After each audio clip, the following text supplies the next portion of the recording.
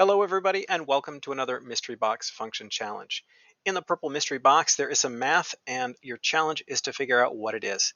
You can use the link in the description to try this out, and when you've got an idea, come on back and see if we get the same thing. All right, I'm going to begin with a 0. So 0 looks like 0.1 repeating. That's a decimal I know. That's 1/9. Let's try a 2. Sorry, let's try a 1. Oh, and that's 0.3 repeating. Interesting. How about a 2?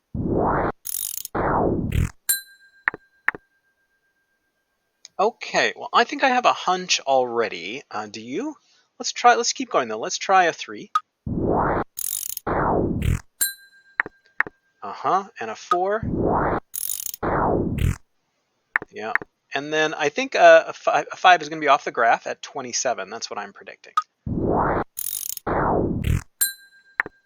Yeah. So when we started out with these decimals, I recognized the 0.1 repeating as 1/9, and the 0.3 repeating, of course, is 1/3, and then we had 1. So I saw that we were getting powers of 3. So I think this is an exponential function, and I think our base is 3. It's not 3 to the x, though, because 3 to the 0 should be 1, but we had to put in a 2 to get there. And 3 to the third power should be 9, and we had to put in a 4.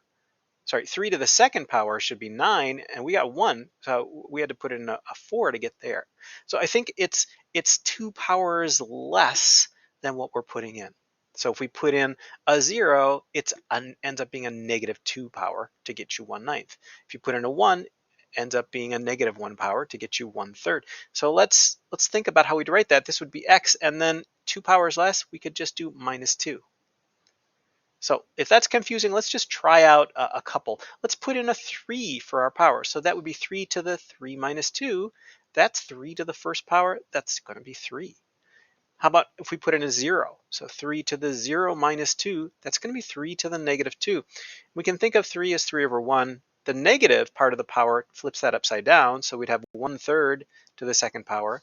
Squaring the top and the bottom, you get 1 over 9. And that's what we got. This 0.1 repeating is 1/9. So I think that is our function. I'm going to take a look.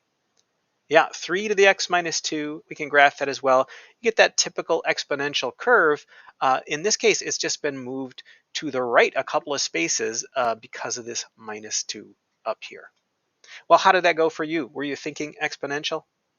Let me know. Thanks, everybody.